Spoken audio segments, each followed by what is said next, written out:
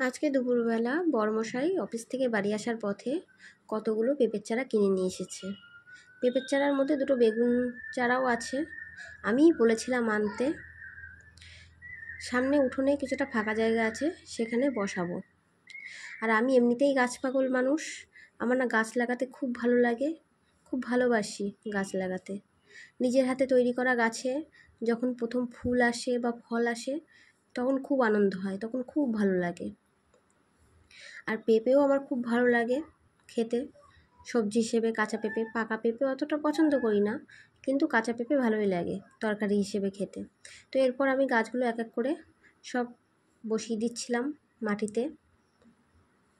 আমার আগের গাছগুলোর ফলন অনেকটা কম হয়ে গেছে বলে আবার নতুন করে কতগুলো পেঁপের চারা বসাচ্ছি।